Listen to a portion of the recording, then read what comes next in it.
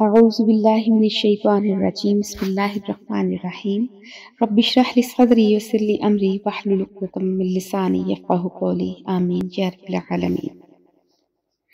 اب اگلی آیت میں اللہ تعالیٰ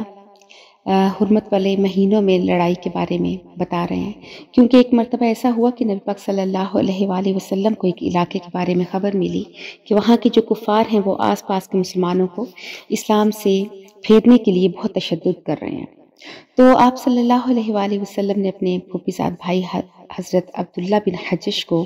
امیر لشکر بنایا اور تقریباً 400 کے لگ بھگ مجاہدین کا ایک دستہ ان کے ماتحت روانہ کیا، تاکہ وہاں پر جو مسلمان جن پر ظلم ہو رہا ہے ان کا دفاع کیا جائے۔ یہ جماعت الاخری کا مہینہ تھا اور آخری تاریخیں تھیں، اور رجب کے مہینے میں لڑائی منع تھی۔ جیسے میں نے آپ کو پہلے بتایا کہ ذیقعدہ، ذی الحجہ، محرم اور رجب میں یہ حرمت والے مہینے مانے جاتے تھے۔ ایون یہ بات حضرت ابراہیم کے دور سے چلی آ رہی تھی، اور ابتدائی اسلام میں بھی یہی مسئلہ تھا۔ پھر جب سورہ توبہ نازل ہوئی تو یہ حکم منسوخ ہو گیا، اور اس پر تمام کفار بھی، مشرکین بھی، تمام مذاہب اس پر متفق تھے کہ رجب میں اور محرم میں اور ذی الحجہ اور ذیقعدہ میں لڑائی نہیں ہوگی۔ حضرت عبداللہ بن حجش اور ان کے ساتھیوں نے جب حالات کا جائزہ لیا تو ان کو معلوم ہوا کہ یہ بات واقعی سچ ہے کہ وہاں کے جو کفار ہیں مسلمانوں پہ بہت ظلم کر رہے ہیں۔ تو جب ان کو یہ بات پتہ چلی کافروں کو، تو ان کو یہ بہت برا لگا کہ یہ ہمارے معاملات میں دخل اندازی کرنے والے کون ہیں، تو انہوں نے لڑائی شروع کر دی۔ مسلمانوں نے بھی اپنا دفاع کیا، تو ابن حضرمی کافروں کا ایک سردار تھا، وہ اس لڑائی میں مسلمانوں کے ہاتھوں مارا گیا۔ اس سے کفار کے جذبات اور زیادہ بھڑک اٹھے۔ مسلمانوں نے سمجھا کہ یہ جمادی الاخری کا آخری دن ہے اور 30 تاریخ ہے، اور جبکہ اتفاقاً 29 کا چاند تھا اور یکم رجب نکل آئی، تو مسلمانوں کے خلاف اور تو کوئی بات نہیں ملی کافروں کو، تو انہوں نے یہی پروپیگنڈا کرنا شروع کر دیا کہ دیکھیں مسلمانوں نے حرمت والے مہینے کا بھی احترام نہیں کیا۔ تو پھر وہ صحابہ یہ معاملہ نبی پاک صلی اللہ علیہ وآلہ وسلم کے پاس لے کر گئے کہ اب ہماری کیا پوزیشن ہے کہ ہم نے رجب کے مہینے میں لڑائی کی، کیا اب ہم پر اللہ کو گرفت تو نہیں کریں گے؟ تو اس کے بارے میں اللہ تعالیٰ نے جواب دیا، یسألونک، وہ سوال کرتے ہیں آپ سے، عن الشہر الحرام، حرمت والے مہینے کے بارے میں، قتال فیہ، کہ اس میں قتال کیسا ہے، کہ اس میں لڑائی کا کیا حکم ہے۔ قل، آپ صلی اللہ علیہ وآلہ وسلم کہہ دیں، قتال فیہ، کہ اس میں لڑنا کبیر، بہت بڑا ہے، یعنی بہت بڑا گناہ ہے، وصد، اور روکنا، عن سبیل اللہ، اللہ کی راہ سے، وکفر، اور کفر کرنا بھی اس کے ساتھ، یعنی اللہ کے احکام کا انکار کرنا، والمسجد الحرام، اور مسجد حرام سے روکنا، وإخراج اہلہ، اور نکلوا دینا اس کے رہنے والوں کو، منہ، اس سے، اکبر، زیادہ بڑا ہے، عند اللہ، اللہ کے ہاں، کہ یقیناً حرمت والے مہینوں میں لڑائی منع ہے، لیکن اس سے بھی زیادہ بڑا گناہ یہ ہے کہ اللہ کے راستے سے لوگوں کو روکا جائے، پھر اس کے بعد اللہ کے احکام کی خلاف ورزی کی جائے، پھر مسجد حرام میں آنے سے، جیسے ذیقعدہ کے مہینے میں کفار نے نبی پاک صلی اللہ علیہ وآلہ وسلم اور صحابہ کو عمرہ کرنے سے روک دیا تھا حدیبیہ کے مقام پر، جب بیعت رضوان بھی ہوئی تھی، اور پھر ان کو ہجرت کرنے پہ بھی مجبور کر دیا۔ تو یہ چیزیں اس سے بھی زیادہ بڑا گناہ ہے جس کے بارے میں یہ کہہ رہے ہیں۔ والفتنۃ، اور فتنہ، اکبر من القتل، بڑا ہے قتل سے۔ حضرت خازن رحم اللہ فرماتے ہیں کہ فتنے سے یہاں مراد شرک ہے، کہ شرک قتل سے بھی بڑا گناہ ہے۔ تو ان مہینوں میں بھی یہ لوگ شرک کرتے ہیں، وہاں کے لوگوں کو ظلم و ستم کرتے ہیں، وہاں سے نکال دیتے ہیں، عبادت سے وہاں پہ روک دیتے ہیں لوگوں کو، تو کیا ان کو یہ چیز نظر نہیں آ رہی؟ فلا یزالون، اور یہ ہمیشہ، یقاتلونکم، تم سے لڑتے رہیں گے، حتی، یہاں تک کہ، یردوکم، تمہیں پھیر دیں، عن دینکم، تمہارے دین سے، ان استطاعوا، اگر ان میں طاقت ہو۔ اب یہ اشارہ مشرکین مکہ کی طرف ہے، کیونکہ اب تیاری ہو رہی ہے غزوہ بدر کی، اور ذہنی طور پہ صحابہ کو اس چیز کے لیے تیار کیا جا رہا ہے۔ وَمَن يَرْتَدِدْ مِنْكُمْ، اور جو کوئی تم میں سے مرتد ہو جائے، یعنی مسلمان ہونے کے بعد وہ اپنا دین چھوڑ دے،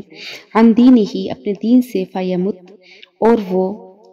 مر جائے، وَهُوَ كَافِرٌ، اس حال میں کہ وہ کافر ہو، فَأُولَٰئِکَ، پس یہی لوگ، حبطت، ضائع ہو گئے، اعمالہم، ان کے اعمال، فی الدنیا والآخرہ، دنیا میں اور آخرت میں۔ کہ اگر کوئی شخص مرتد ہو جائے اور اس کے بعد وہ توبہ کیے بغیر اگر مر جاتا ہے کفر کی حالت میں، تو اس کے لیے شرح میں بہت سخت معاملہ ہے کہ اس کا نکاح ٹوٹ جائے گا، اس کے وہ وراثت سے محروم کر دیا جاتا ہے، اس کو مسلمانوں کے قبرستان میں دفن کرنے کی اجازت نہیں، نہ ہی اس کا جنازہ پڑھنے کی اجازت ہے، اس کے ہاتھ کا ذبیحہ بھی جائز نہیں، اور اس کے علاوہ اس نے جتنے بھی دین کی اسلام کی حالت میں نیکیاں کی تھی وہ سب کی سب ضائع ہے۔ اور اگر وہ شخص توبہ کر لیتا ہے اور وہ دوبارہ مسلمان ہو جاتا ہے تو اس کو جو اس نے جیسے اگر حج ادا کیا تھا مرتد ہونے سے پہلے تو وہ حج اس کو دوبارہ کرنا پڑے گا، اس کا وہ حج بھی ضائع ہو گیا۔ وَأُولَٰئِکَ، اور یہی لوگ اصحاب النار دوزخ والے ہیں، ہم فیہا خالدون، اور اس میں ہمیشہ رہیں گے۔ اب ان آیات سے حضرت عبداللہ بن حجش اور جو باقی مجاہد تھے ان کی یہ تسلی تو ہو گئی کہ اس پر ان کی پکڑ نہیں ہوگی کہ انہوں نے رجب میں لڑائی کی، لیکن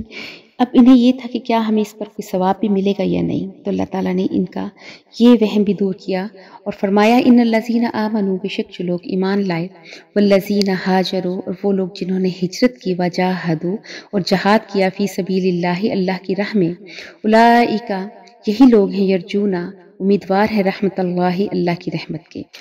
آج کے سبق میں ہم نے یہ آیت پڑھی والفتنۃ اکبر من القتل، اور اسی طرح سے ایک اور جگہ بھی اللہ پاک نے فرمایا ہے کہ والفتنۃ اشد من القتل، تو فتنہ شرک کا ہے، یا جیسے باقی علماء بھی یہ کہتے ہیں کہ یہ فتنے سے مراد کہ چاہے وہ زبانی طور پہ ہو یا عملی طور پر ہو، تو یہ کہ فتنہ اللہ کو سخت ناپسند ہے۔ اور جس طرح سے یہ کفار نے یہ تو نہیں دیکھا کہ انہوں نے حرم میں آنے سے مسلمانوں کو روک دیا، وہاں سے ان کو اتنا تنگ کیا کہ ہجرت مجبور کر دیا، لیکن اس چیز پہ انہوں نے اصرار کرنا شروع کر دیا کہ مسلمانوں نے رجب کے مہینے میں لڑائی کر کے ایک بہت بڑا گناہ کیا، یعنی اپنے گریبان میں تو نہیں جھانکا لیکن دوسروں کو تنقید کا نشانہ بنایا۔ یہی حال آج ہم لوگوں کا بھی ہے کہ ہم لوگ اپنی غلطی نہیں دیکھتے، ہم اپنی کمزوریوں کو نہیں دیکھتے، لیکن دوسروں کی غلطیوں پہ ہمارا ہر وقت دھیان رہتا ہے، جس کی وجہ سے گھروں میں مسئلے مسائل پڑ جاتے ہیں۔ حدیث پاک میں بھی آتا ہے کہ نبی پاک صلی اللہ علیہ وآلہ وسلم نے فرمایا کہ ابصر الناس من نظر عیوبہ وغمز عیوب غیری، کہ لوگوں میں زیادہ دیکھنے والا وہ آدمی ہے جو اپنے عیب دیکھے اور دوسروں کے عیبوں کی طرف نہ دیکھے۔ اور ہمارا آج کل یہی حال ہے کہ ہمیں اپنی غلطی نظر نہیں آتی، جبکہ ہم دوسرے کی غلطی کو معاف کرنے پہ تیار نہیں ہوتے۔ حالانکہ یہاں تک حدیث میں آتا ہے کہ اگر کسی کا دل رکھنے کے لیے آپ کو جھوٹ بھی بولنا پڑتا ہے تو آپ بول سکتے ہیں، لیکن اس جھوٹ سے زیادہ ہمیں سچ بولنے کا شوق ہے کہ ہم لوگ اگر کسی کی غلطی دیکھ لیں اور جب تک اس کا ڈھنڈورا نہ پیٹ لیں تو ہمیں سکون نہیں آتا۔ حالانکہ ایک اور حدیث ہے، نبی صلی اللہ علیہ وسلم نے فرمایا کہ الفتنۃ نائمۃ لعن اللہ من ایقظھا، کہ فتنہ سویا ہوا ہوتا ہے اور اللہ کی لعنت ہو اس پر جس نے اس فتنے کو جگایا۔ فتنے کی بات کرنا، فتنے کا کام کرنا، یہ ساری چیزیں اللہ اور اللہ کے رسول کو سخت ناپسند ہیں۔ آج ہمارے گھر گھر میں جھگڑا ہے، صرف جیسے کہ ہم دوسروں کی غلطیوں کو معاف نہیں کرتے اور اپنے گریبان میں نہیں جھانکتے۔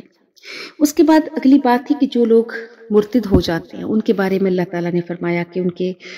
تمام دنیا کے جو اعمال ہیں آخرت کے اور دنیا کے سب ختم ہو جائیں گے۔ اس میں ہمارے ذہن میں یہ آتا ہے کہ بس وہی شخص جس نے کلمہ پڑھا اور پھر اس کے بعد اس نے کہا کہ نہیں میں مسلمان نہیں ہوں، میں عیسائی یا میں کسی اور مذہب میں چلا گیا، وہی مرتد ہے۔ تو ایسا نہیں ہے۔ فقہائے کرام فرماتے ہیں کہ ایک آدمی اگر کسی کو یہ کہتا ہے نا کہ آؤ نماز پڑھ لیں، جواب میں کہتا ہے دوسرا شخص کیا پڑھا ہے نماز میں، دیکھی جائے گی، بڑی پڑھ لی ہے نمازیں، تو وہ بھی مرتد ہو گیا۔ اپنی بول چال میں بھی، اپنے جملوں میں بھی اس چیز کی بہت احتیاط کریں کہ کہیں ہمارے ایمان پر زد نہ پڑ جائے۔ جیسے اگر آپ کسی کو داڑھی رکھنے کا کہتے ہیں تو آگے سے داڑھی کے بارے میں وہ نعوذ باللہ کوئی کفری کلمہ کہہ دیتا ہے یا وہ قرآن کے بارے میں کہہ دیتا ہے، بلکہ یہاں تک علماء کہتے ہیں کہ کوئی شخص غصے میں ہو تو اس سے کبھی بھی اسلام کی یا اللہ کی کوئی بات نہ کریں کہ کہیں اس کے منہ سے کوئی کفری کلمہ نہ نکل جائے۔ تو اس لیے اپنی بول چال میں بہت احتیاط کریں کہ کہیں ہم ایسا کوئی کفر نہ اپنی زبان سے کہہ دیں کہ جس کی وجہ سے ہمارا ایمان ہم سے چھن جائے۔ اس کے بعد اللہ نے جو آخری آیت میں کہا کہ اولئک یرجون رحمت اللہ، اس آیت پر ہم سب بہت خوش ہوتے ہیں کہ اللہ تعالیٰ سے ہم ان کی رحمت کے امیدوار ہیں، اور لگتا ہے کہ بس رحمت ہی ملنی ہے، ہمارے اعمال کسی نے نہیں دیکھنے۔ اس میں بڑا ایک لطیف سا طنز بھی ہے کہ جا رہے ہیں ہم حرام کے راستے پر اور کہتے ہیں کہ اللہ رحم فرمائے گا، اللہ رحمت نہیں فرماتا، اس کی رحمت کا مستحق بننا پڑتا ہے۔ اللہ کی رحمت کا وہی مستحق ہے کہ جو اللہ نے یہاں پر نشانیاں کہہ دی کہ ان الذین آمنوا ہاجروا وجاہدوا، کہ جو ایمان لائے پھر ہجرت کرے اور پھر جہاد کرے۔ اور جہاد صرف یہ نہیں ہے کہ آپ قتال فی سبیل اللہ، وہ بہت بڑا جہاد ہے، لیکن آج اگر آپ اس چیز کا آغاز کرتے ہیں تو اپنے گھر سے، اپنے نفس سے کریں، اپنے نفس کے خلاف جہاد کریں، اپنے گھر سے شروع کریں، قرآن کے ذریعے جہاد کریں۔ بہت ساری چیزیں ہیں جس کے ذریعے ہم اپنے اللہ کو راضی کر سکتے ہیں، اور یہ ہیں اللہ کی رحمت کے امیدوار پھر، کہ جن کو اللہ کی رحمت ضرور ملے گی آخرت میں، اور وہ اللہ کے انعام کے مستحق ہوں گے۔ تو اللہ پاک سے دعا ہے کہ اللہ تعالی ہمیں کسی بھی فتنے کا حصہ نہ بنائے، نہ ہماری زبان سے اور ہاتھ سے کوئی ایسا فتنہ ہو کہ جس سے لوگ محفوظ نہ رہیں۔ جیسے نبی پاک صلی اللہ علیہ وسلم نے بھی کہا نا کہ تمہیں بدترین وہ شخص ہے کہ جس کی ہاتھ اور زبان سے اس کے ارد گرد کے لوگ اس سے محفوظ نہ ہوں اور وہ اس کے پاس بیٹھنا چھوڑ دیں، وہ اس کی زبان کی وجہ سے اس کے قریب آنا چھوڑ دیں۔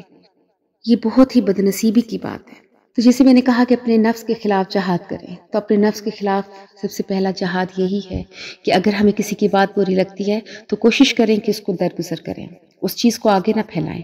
ایک دوسرے کی غلطیوں پہ پردہ ڈالیں، ایک دوسرے کے عیب چھپائیں،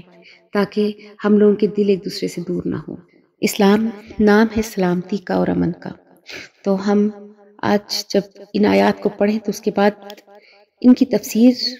سمجھنا اور ان آیات پر عمل کرنا یہی ہے کہ ہم لوگ دوسروں کے لیے امن اور سکون کا باعث بن جائیں۔ اللہ پاک اس پہ ہمیں چلنے کی توفیق عطا فرمائے اور ہماری گزشتہ غلطیوں اور خطاؤں کو معاف فرمائے۔ وآخر دعوانا ان الحمد للہ رب العالمین۔